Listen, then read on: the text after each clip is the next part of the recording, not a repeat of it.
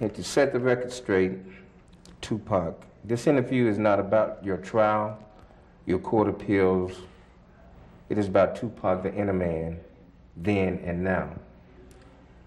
Since your period of incarceration at Clinton Correctional Facility, have you taken the time to reflect on your previous lifestyle, or specifically your gangster thug image?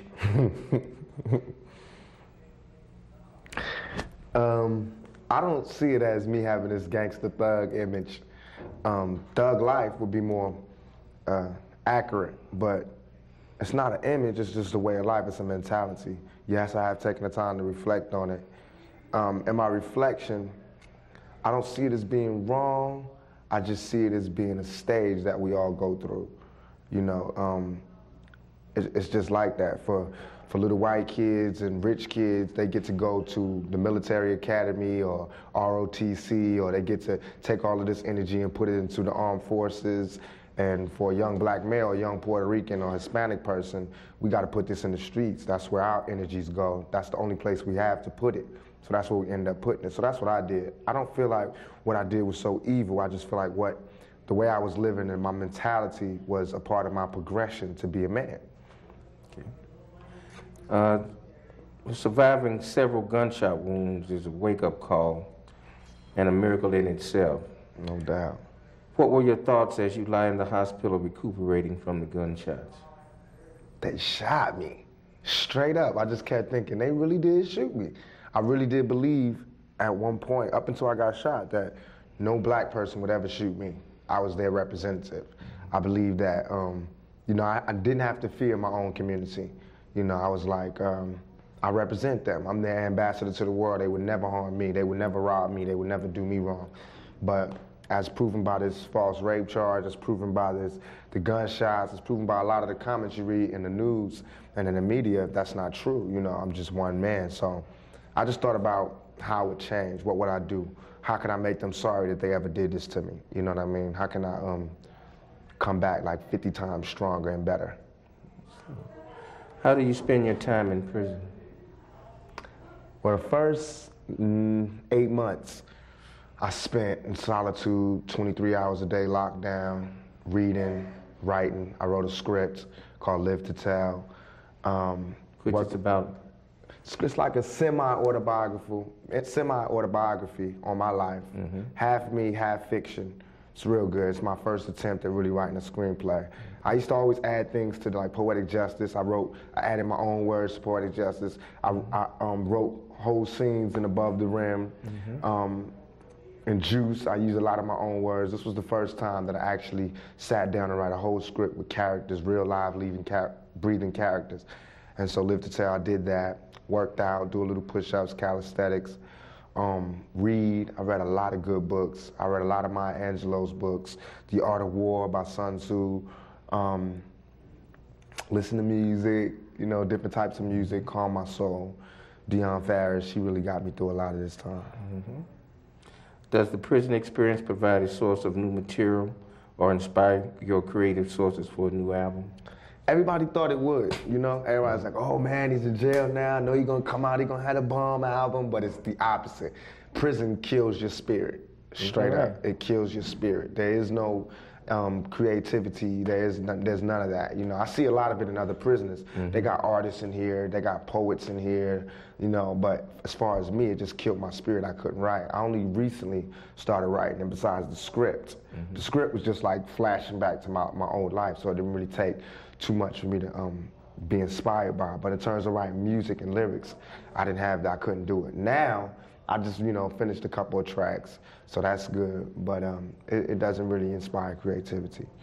Mm-hmm. Is your music a reflection of your true thoughts, life experience, anger, or vision? The music that you recently, especially your Me Against the World album. Me Against the World was all out of my heart. You know, like as close to telling the truth and selling records as I could possibly get. And most of my music is like that. If you look back over past albums, I just try to speak about things that affect me and about things that affect our community. Mm-hmm. And I try to do it from a viewpoint of the watcher. Sometimes I'm the watcher, and sometimes I'm the participant. and sometimes it's just allegories or fables that are, have a moral or have a theme, underlying theme in it to do it. You know, like my inspiration for writing music is like Don McLean when he did American Pie, and he did Vincent, like Shakespeare when he does his things, like deep stories, you know, like raw human needs. Lorraine Hansberry with Raisin in the Sun. I want to do that to my music. That's how I like to do it. Marvin Gaye, you know. Can we talk about some of your lyrics? Sure. That you feel reflect the harsh realities of a young black man living in America, but at the same time, in one sense, it offers them hope and respect. No question. Can we talk about that? Yeah, I mean, I don't understand how Dolores Tucker and Bob Dole and all these other dudes, how they can say like we got gangster music. I never even classify my music as gangster music. And if you really, I know they haven't listened to my tape. I know somebody geesed them up to go attack Tupac. And now what it does is they attacked a few famous rappers, and now them themselves are famous. Bob Dole want to get elected, which he won't be. Dolores Tucker just want to get a name, which she won't find, because it'll fade. I don't see how she can say she's helping the black community and strike back at us. We are the black community, you know, we are a part of the black community. But as far as the lyrics, you can look at lyrics in my album, any album, and I'll pick out lyrics and I'll shut them up on all their points. You can look at my recent album, Me Against the World, the title song, Me Against the World, where it has lines that says like, can you picture my prophecy? Stress in the city, the cops on top of me. The projects is full of bullets, though bodies is dropping. They ain't no stopping me. Constantly moving while making millions. Witnessing killings, leaving dead bodies in abandoned buildings. Can't reach the children cause they illin'. Addicted to killing and the appeal of the cat pillin'. Without feeling, but when they last, so be blasted. Hard-headed bastard. Maybe he'll listen in this casket. Now how does that glorify thug life or gangsterism? I don't see how that does it. I don't understand how that could be, how you can say, you know, we're the cause of all this violence. Is it true that you were born in prison? Not born in prison. My mother was pregnant with me while she was in prison, and a month after she got out of prison, she gave birth to me. So I was cultivated in prison. My embryo was in prison. It's obvious in your music that you have a strong reverence for your mother. Tell us about that relationship. It's, you know, that's my homie. My mom's is my homie. We went through our stages, you know, where first we was mother and son, then we was, you know, when we was born, it was mother and son. Then it was like drill sergeant and cadet, you know. Then it was like dictator, little country. Then, after I moved out and I was on my own, came back and it was like some prodigal son type of thing. Where now, you know, she respects me as a man, I respect her as a mother for all the things, all the sacrifices she made. So she's really my friend.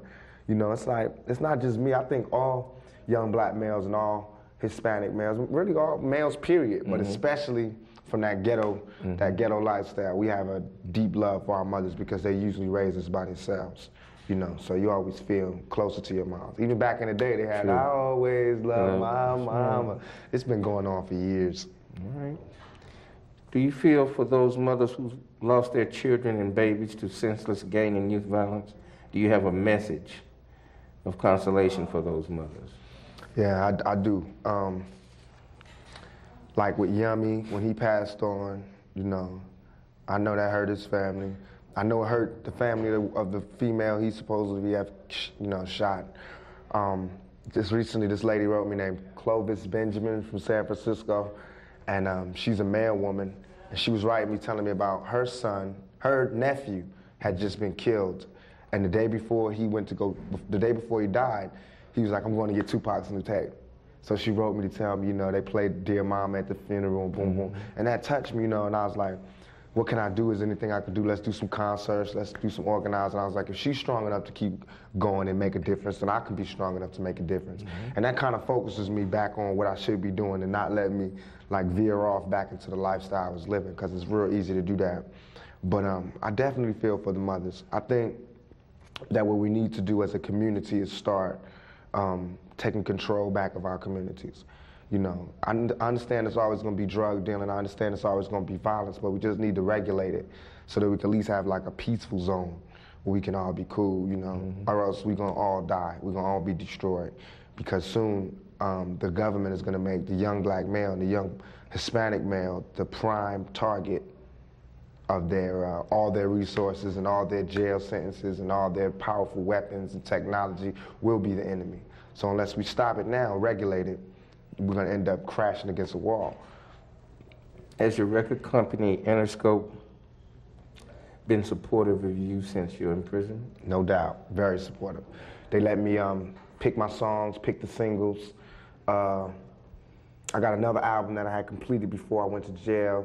They keep that hot, keep it, you know, mixing it, getting it ready for release. I'll be releasing another album probably December of this year. They've been real supportive. I even had one of them come up, you know, one of like the top people at the record company come up and see me. They send their love, their support, whatever I need, money, whatever. So they stayed down. That's why I'll stay down. Okay. Why do you think your album is doing so well and continue to do well even though you're in prison, when others who are out here promoting their product, and this is not to cast shadow on any other rapper, but it appears that you've become more popular in your music since your imprisonment? I don't think really the album did as good as it could have been doing, because I ain't getting no awards. MTV ain't giving me no awards, get no Grammys, you know what I mean? I think I dig real deep with this album. But as far as the success that we do have, I owe it all to my fans, I owe it all to the people who supported me. I think the reason being is that in every album, if you go backwards, people are just getting turned on to me. If you go backwards and you listen to the other albums I've put out, it was a prophecy. This album, Me Against the World, was made before I went to jail, before I got shot. And all I'm talking about is going to jail and getting shot. So it was a prophecy. So when the album comes out, then you hear about what's really going on in my real life. I mean, I don't have to say I'm keeping it real. You can listen to the music and go, whoa. You know what I mean? He said that. If I die tonight, he said that. In Outlaw, where I said some dudes in a mask coming to shoot me, I said it, you know what I mean? And it ain't easy. I'm talking about being in jail. You know what I mean? And the judge not letting me out on bail. I mean, I said all of these things, and then it happened. How many records have you sold to date? Me Against Over the World. 2 million. Over 2 million. We're going for 3 million now. Hopefully 3 million we can make with the support of our fans. I also feel like it's not glorification. No matter what these people say about me, my music does not glorify any image. My music is spiritual if you listen to it. It's all about emotion. It's all about life. And where other rappers, not to diss nobody, but where other rappers might, you know, paint a perfect picture of themselves or, you know, whatever, I tell my innermost, darkest secrets. I reveal myself in every one of my records, from Dear Mama to Shed So Many Tears. I tell my own personal problems, you know, and people can relate to that, I believe. And that's what makes it sell the few copies we do sell. You realize that you have a lot of fans out here, regardless of what is happening. Even though you haven't won any awards, you have in the hood many fans, and you have many fans across the board, so to speak. Now, from what I've gathered, there's a public adoration, not only for your music, but for you as a person, which I've found to be very interesting, set apart from other rappers that I comment on and inquire about. Now, and they're all eager, your fans are eager to hear from you in prison. They want to know how you're doing. Just like you receive letters from all over the country, from kids, from their parents, and so forth.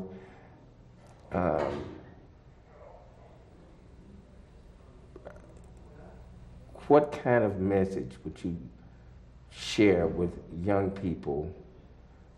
I know you've commented on gangster rap, and I understand it. I understand where you're coming from with it.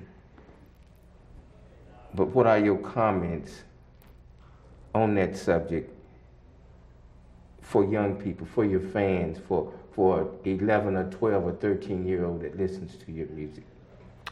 First, I'm gonna say, I don't feel all the adoration or whatever that comes from the fans. I feel like a lot of people put different standards on judging me than they will put on the next man. You know, one rapper can say, I'll kill you, I'll cut your heart out, I put this gun to your pregnant belly and blah, blah, blah, blah, blah, and he get all love.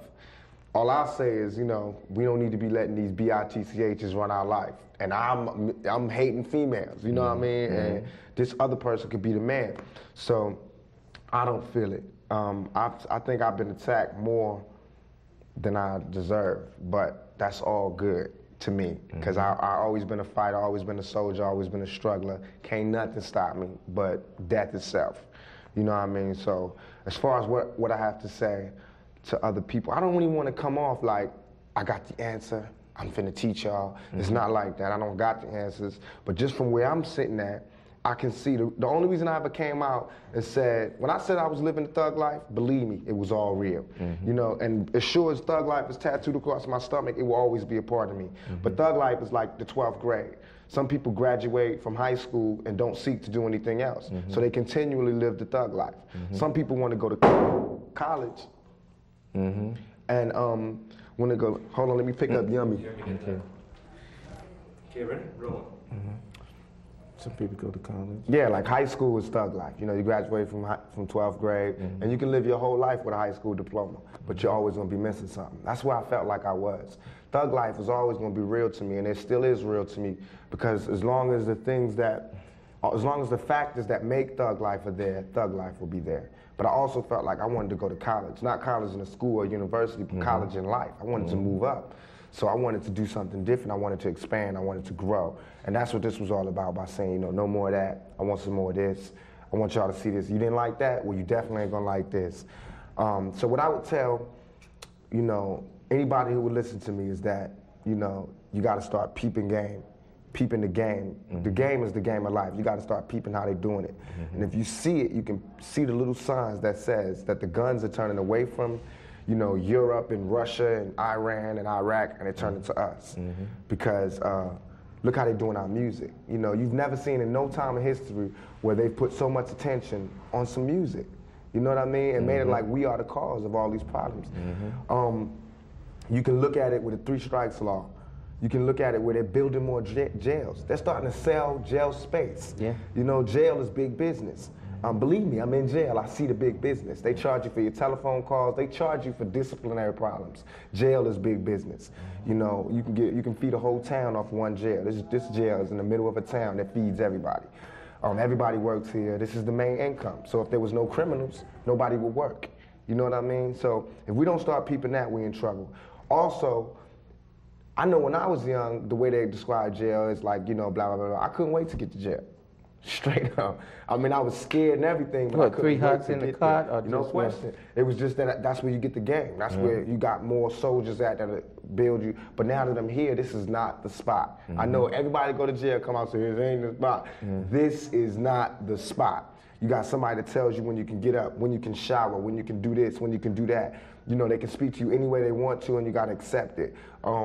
You can die here, you know what I mean? Just yesterday, a dude was murdered. He wasn't in here on no murder beef. This dude was in here on a drug beef. You know, he's gone, he's dead in jail, you know what I mean? By another prisoner who had life. He had nothing to lose, you know what I mean? So when you start looking at it like that, you'll start seeing that it just don't weigh out to be in our favor. So we need to start figuring out another way. Now, if we do want to live the thug life and the gangster life and all of that, okay. So stop being cowards and let's have a revolution. But we don't want to do that. Dudes just want to live a character. They want to be cartoons. But if they really wanted to do something, they was that tough, all right, let's start our own country. Let's start a revolution. Let's get out of here. Let's do something. But they don't want to do that. They want to pimp our communities and portray this image that they know we all can't survive and make it. And that's what I saw. Even though I was surviving in the thug life, everybody that was trying to be like me was going to jail. And then finally I went to jail. Even though I wasn't getting shot up, they was all getting shot up. Then I got shot up. And I started seeing, damn, you know, it is my fault. It's not my fault where I made it happen, but it's my fault because I'm smarter than that. Now, if I was dumb and I was ignorant is bliss. Ignorance is bliss. Now, if I was dumb, it'd be cool. It wouldn't be my fault. But it's my fault because I'm smarter than that. I do have another way I can say this.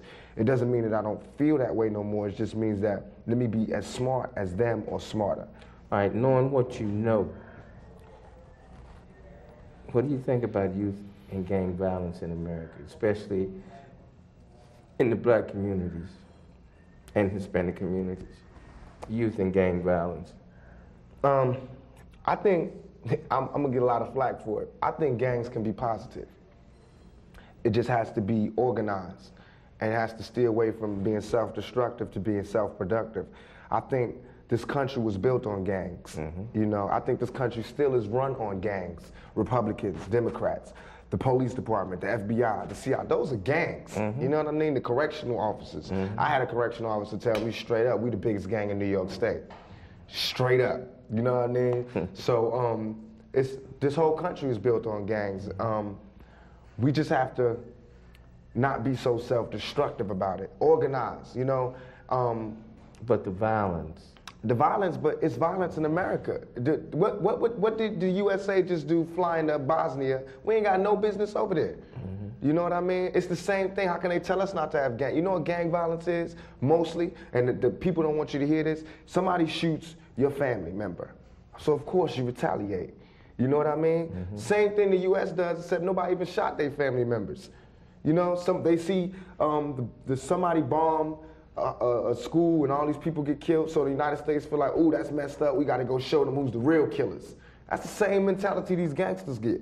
You know what I mean? So until they stop that mentality, we won't stop, or they won't stop, because they watch this country to see what they do. America is the biggest gang in the world. You know what I mean? Look at how they didn't agree with Cuba, so what was the, cut them off. That's what we do in the street. We block things off. I want to say stop the violence. I want to say the violence ain't good. And why can't you say that then? Because that's not realistic. I know it's not good. If anybody speak up against violence, it'll be the brother that got shot 5 times. I got shot twice in my hair, all up in. Trust me, violence ain't cool. And they know violence ain't cool. Ain't nobody out there with a gun saying it's cool to be shooting people. It's just, you know, it's certain situations where there is no way out. But there are situations where we can find a way out. But until we find that way out, we can't say not to live this lifestyle. Now, too, we as black men, Puerto Ricans, whatever, so we stand up and start taking control of our communities, we can't get mad at anybody who stands up to do anything. You know what I mean? So I believe that it's the community that needs to do something about it. I do believe that there's a piece of liability on the drug dealers and the gangsters and the gangs and all of that, but these are not scholars. You know what I mean? We pay taxes. We pay taxes. This government is not doing anything to stop it.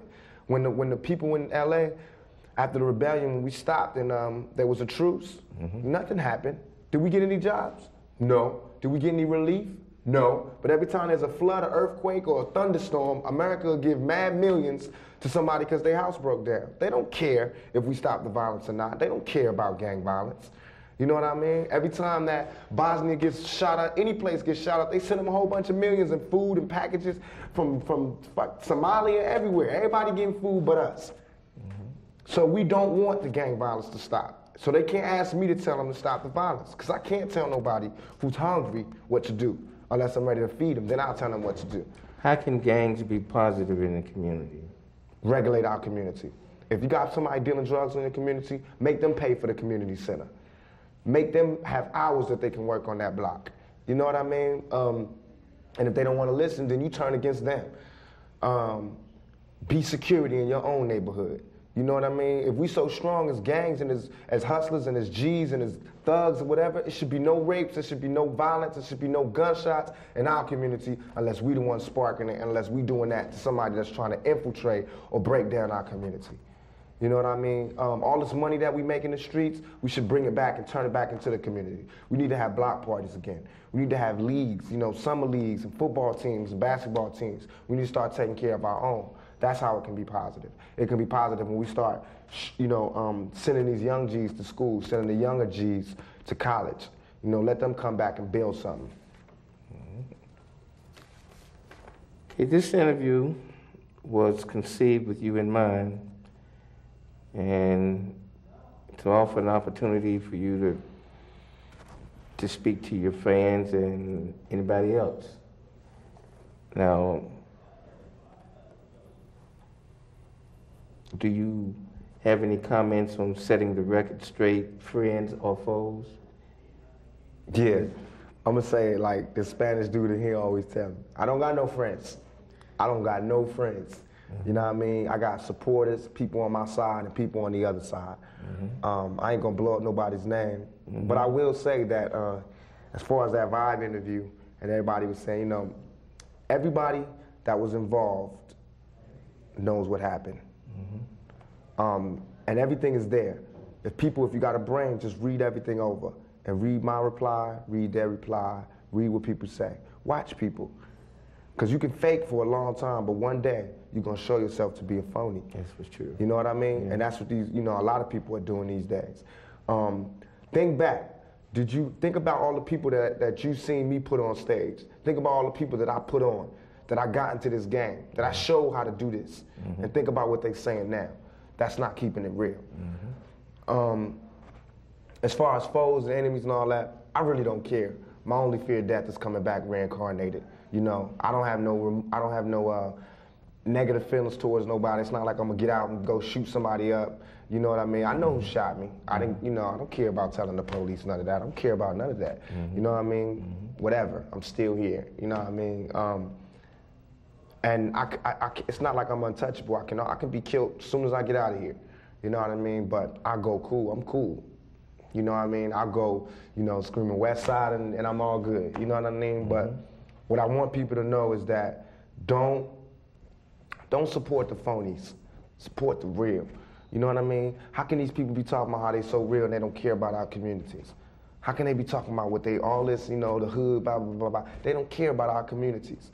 You know what I mean? Listen to the words that people say in their lyrics and tell me if that's if that's real to you.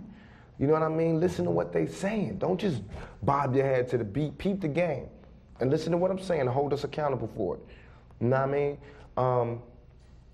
And really, you know, whatever. If somebody else blow up and I fade out, that's just how it's supposed to be. That's fate. And I don't got no problems with that.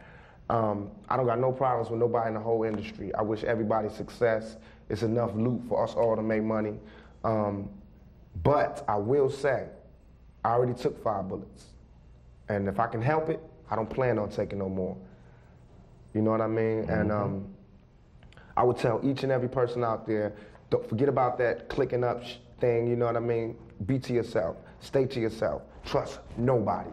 Trust nobody. After dark. You know what I mean? Straight up. My closest friends did me in. My closest friends, my homies, people who I done took care of their whole family. I done took care of everything for them, looked out for them, put them in the game, everything turned on me. Fear is stronger than love. Remember that. Fear is stronger than love. All the love I gave didn't mean nothing when it came to fear. So it's all good. But I'm a soldier. I always survive. I'll constantly come back. You know what I mean? Only thing that can kill me is death. That's the only thing that'll ever stop me is death. And even then, my music will live forever. On October the 5th at Madison Square Garden, they're hosting a major benefit concert for aid, which will consist of all the major rappers in the music industry. I understand that it's for a good cause, and they hope to raise a lot of money from that. Is there anything that you want to say to the public about the concert and wishing them well, or a message to the youth about AIDS? That's a big one. All I can say is people are resilient. We're very strong. There have been so many diseases and plagues that have come throughout history to try to stop us from continuing.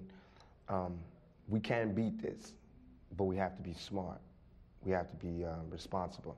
I mean, I don't know what the future can hold. It's not just about putting a condom on. We need to put a condom on every time. But, you know, it can happen anyway. So really, I wish them the most success in their program. I've heard they was attaching me to the project, which is no problem. You know, I wish them success with it. It shouldn't have took us so long to come forward, so I'm glad that somebody did. Us meaning the rap community, so I'm glad that somebody did. I heard Jodeci's doing a lot of good things with that. I'm proud of them. You know, they can really make a difference. And everybody involved, I hope we make a difference. Far as me, again, you know, AIDS is a killer. I hope we put on condoms. I hope we stop it. But some of us might not even make it to live to get killed by AIDS. That's straight up. True. In conclusion, if we're fortunate in being granted permission to host a benefit concert here at the prison against youth violence with you and your friends in the entertainment industry, would you and your record company support this effort? I don't know, I can't speak for my record company. I'm sure they would, especially if they can make a buck out of it. But not that they're greedy, but you know, it's business. You know what I mean? I'm sure we could do a video or something out of it. I would love to, you know, this prisoner gave me so much knowledge and then put me on such a right track that I would like to do a whole tour of prisons and youth centers and bring, you know, these rappers there, the hardcore rappers that they say don't give a hell about the community. And if we could come to them and do the concerts and speak one-on-one, I think that'd be cool. Because I met a lot of OGs in jail who've given me a lot of game, given me a lot of knowledge to move to the next level. I like to do the same thing. I think that's what we're supposed to be doing. So hopefully, you know, that'll be popping. All right. Well, this concludes an exclusive prison interview with rap artist Tupac Shakur. Can I say one thing before you end? A lot of people been giving me mad flack about this thug life thing. I just wanted to clear something up, you know. Thug life, I've been getting the blame for everything that thug life ever did. Everything, anybody can say thug life and then it always comes back to me. I done had policemen get killed and I get blamed for it, and you know, all type of violence and I get blamed for it. And I want to say that, you know, I didn't create thug life. I diagnosed it, you know. Just like if a doctor says, this is the AIDS virus, he didn't make AIDS, he diagnosed it.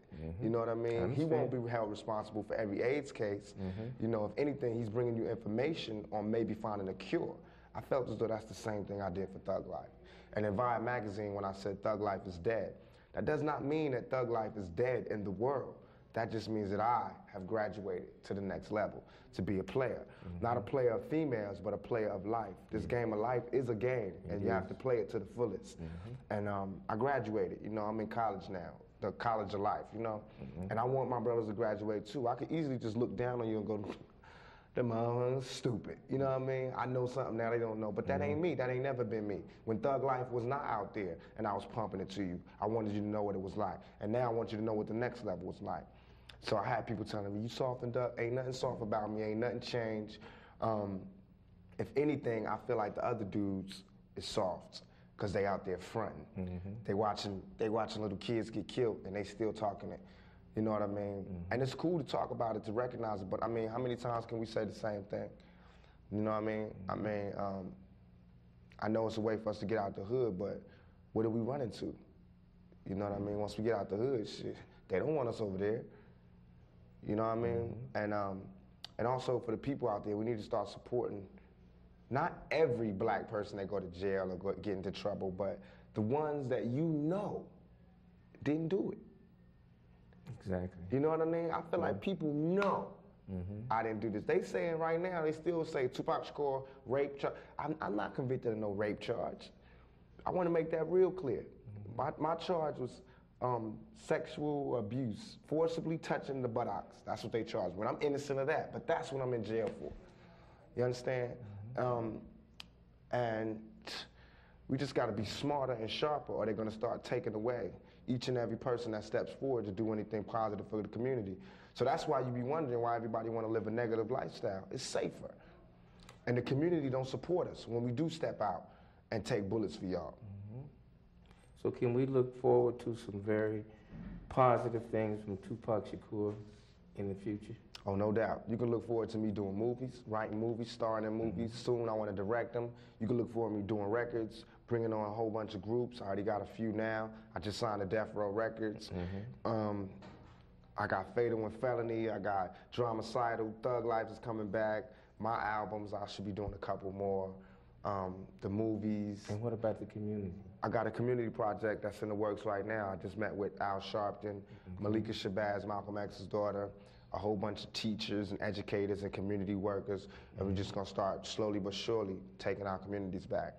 So it's not like I'm just jaw-jacking or doing lip service. I don't care if nobody never support me no more. I'm doing this for self, you know what I mean? But I'm saying is that measure a man by his actions fully, from the beginning to the end. Don't take a piece out of my life or a song out of my music and say this is what I'm about, because you know better than that. And if you take me out the game, you're not gonna wanna see the next one. Trust me. Take me out the game, you're not gonna wanna see this next dude, because he ain't gonna have no compassion. Okay.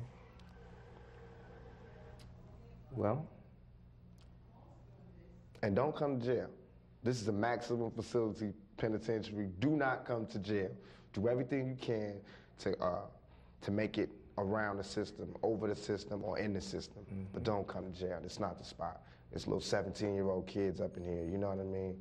With 40-year-olds and 50-year-olds, and I'm surrounded by, I mean, you know what my crime is. I'm here 1.5 and 4.5. I'm surrounded by dudes doing life at 60 years that's as young as me or younger.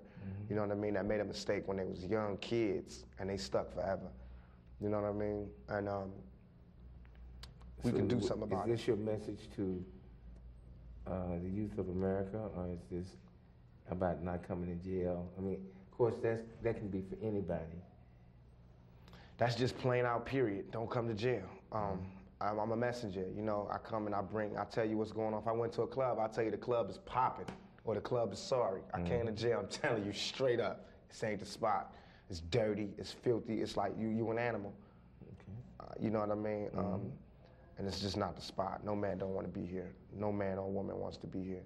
So if there's a way that you can get out of the game before it's too late, get out the game before it's too late. If you're gonna be in the game and you committing yourself fully, then, you know, do what you can to give back to the community that you're raping. Well, my brother, I hope that this interview will enlighten a lot of your, well, particularly the youth. They ain't gonna be enlightened. Why not? They ain't gonna listen. They have to listen to somebody. I didn't listen. I didn't listen till I came here. Mad people was telling me, watch out, look out, signs up ahead. I was like, yeah, I got this, I got this. You know what I mean? I hope they listen. But don't underestimate the youth of America. Oh no, I got mad props in them. I was one of them, but I'm just telling you what's real. You know what I mean? A hard head make a soft behind. It took 5 bullets for me to stop and see what was really going on. Well, we're gonna play this. And we're gonna play this interview, and we're gonna see if they pick up on it. We're gonna see. I hope they do. Okay. And I hope they look out for the next projects, the community projects, the albums, the movies.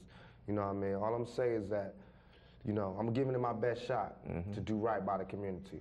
Y'all do right by me.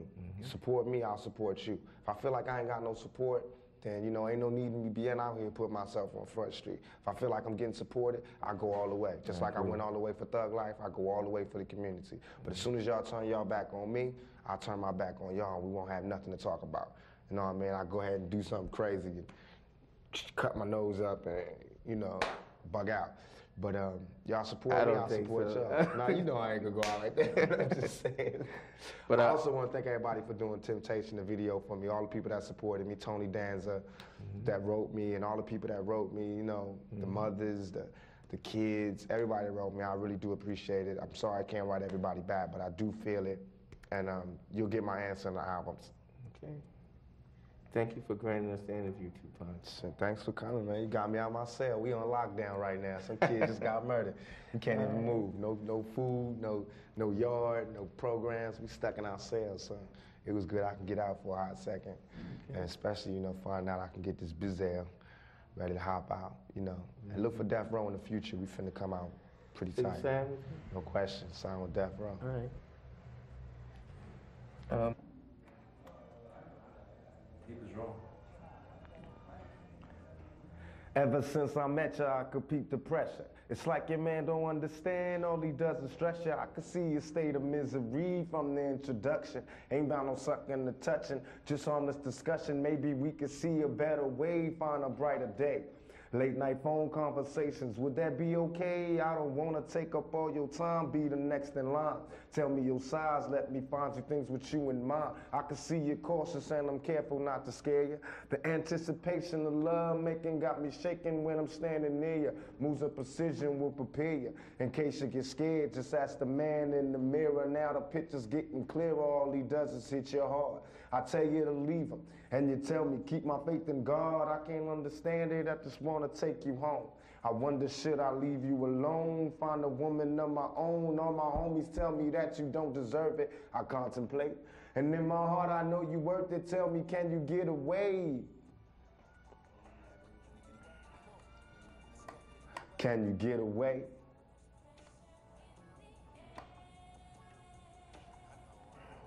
I can.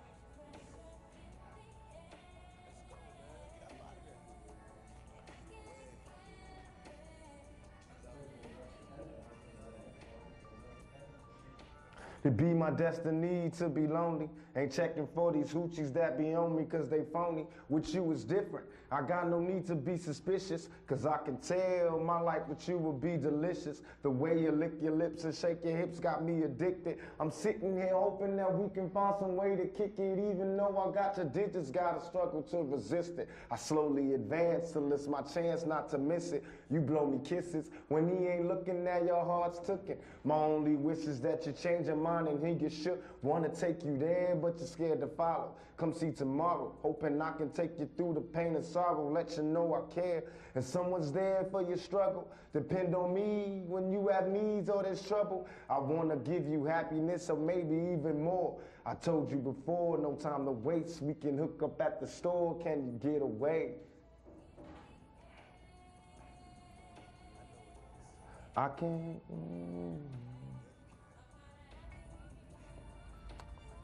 Can you get away?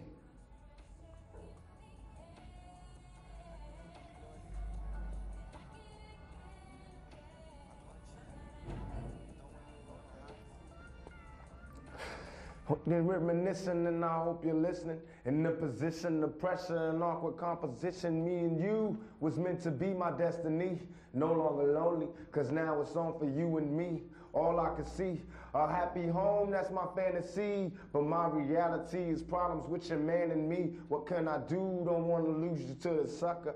But if he touch you, I got some drama for that buster. Don't wanna rush you, but make your mind up fast. Don't wanna know who controls, will it last? Before I ask, I hope you see that I'm sincere. And even if you stay with him today, I'm still here. I refuse to give up, cause what I'm living in prison and what he's giving ain't compared. Cause everything I've given for you was passionately yours and I'll never let you go. Tell me, can you get away? Straight.